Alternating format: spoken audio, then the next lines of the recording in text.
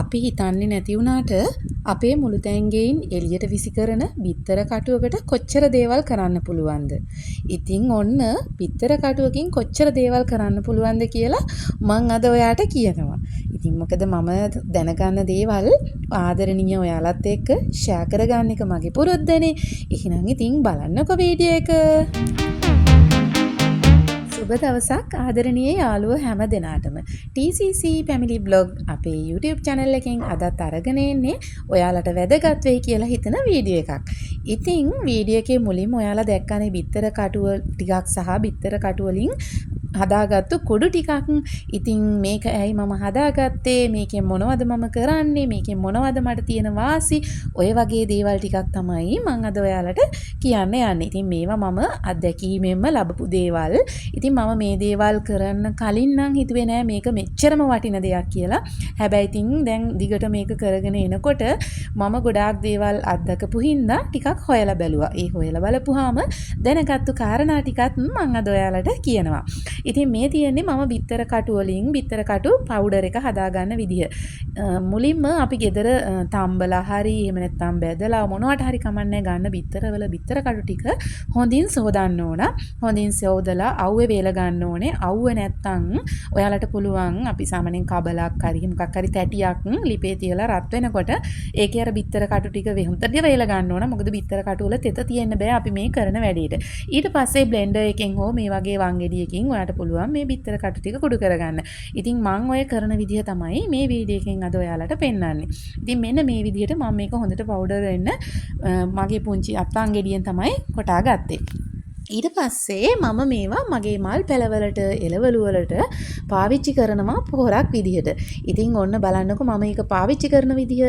මුලින්ම අපි මුල්ලුවකින් මේ ගහේ මුල් ටිකට හානි නොවන විදිහට ගහට චුට්ටක් ඈතින් මේ විදිහට අපි මේක හාර ගන්න ඕනේ. මේක හාරලා ඉවර වෙලා තමයි මේකට අපි අර බිත්තර කටු පවුඩර් එක එකතු කර ගන්න ඕන.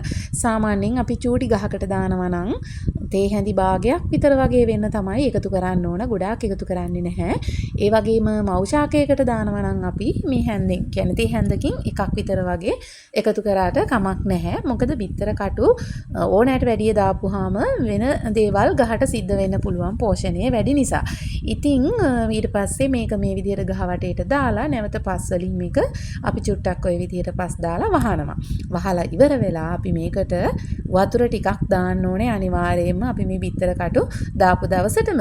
ඉතින් මේක සාමාන්‍යයෙන් මාසෙකට විතර සැරයක් අනිවාර්යයෙන්ම කරනවා නම් ගොඩක් හොඳයි. ඉතින් මම මගේ මේ ගස් වලට වටේට මෙහෙම පොල්ලෙලි දාලා තියන්නේ. අපේ පැත්ත ටිකක් පායනවා වැඩි. සමහර වෙලාවට මට බබාගේ වැඩත් එක්ක දවස ගානේ වතුර දාගන්න බැරි වුණොත් මේ වතුර හොඳට උරා ගන්න ස්පොන්ජ් එකක් වගේ තමයි පොල්ලෙලි. මගේ මේ බඳුන් වල ඇතුළටත් මම පොල්ලෙලි කෑලි දාලා තියෙන්නේ. ඒ වගේම උඩිනුත් මේ වගේ දාලා තියා ගන්නවා. එතකොට මේ පොල්ලෙලේ තියෙන තෙතට මේ පස වේලෙන්නේ නැතුව තියාගන්න පුළුවන්. ඉතින් ඊට පස්සේ මම මගේ ඉල්ලලා තිබ්බ මේ මල් පෝච්චි වලටත් මේ බිත්තර කටු කුඩු ටික අද එකතු කරගන්නවා. ඉතින් එළවලු වලට මම අද දාන්න යන්නේ නැහැ. මේ මල් පෝච්චි ටික දැන් මේවා හදලා මම සති 3ක් විතර වගේ දැන් මේවා මුල් අල්ලලා තියෙන්නේ. ඉතින් ඒ හින්දා ඔන්න මම පළවෙනි වතාවටම අද තමයි මේවට මේ පොහොරක් විදිහට මේ බිත්තර කටු එකතු කරන්නේ.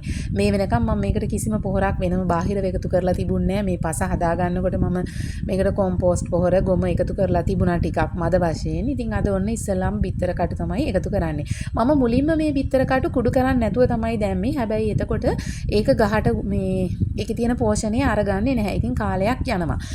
ඉතින් ඒ නිසා මම මේ ටිකක් හොයලා බලනකොට මට දැනගන්න හම්බුණා මේ බිත්තර කටු අපි පවුඩර් එකක් විදියට හදලා එහෙම නැත්නම් විනාගිරි දාලා කැල්සියම් දියරයක් විදියට හදලා වුණත් එකතු කරන්න පුළුවන් කියලා.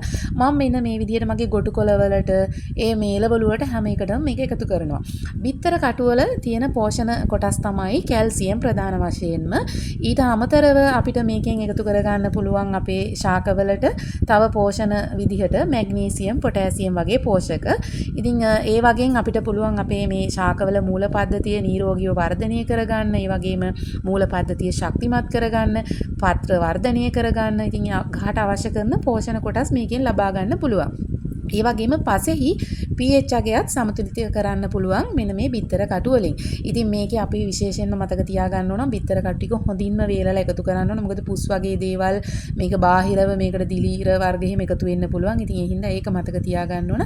මේ මෙන්න මේ සූර්යකාන්ත මල් මම හිටවනකොට මෙහි හිතුවේ නෑ හැදෙයි කියලා. ඉතින් මේකේ මුලින්ම පිවිච්ච මල් මේ සමහර ගස්වල ගොඩාක් ලොකුවට තිබ්බා. ඉතින් පස්සේ සමහර තැන් වල තිබ්බ පොඩක් කණාඩු වගේ ගස්.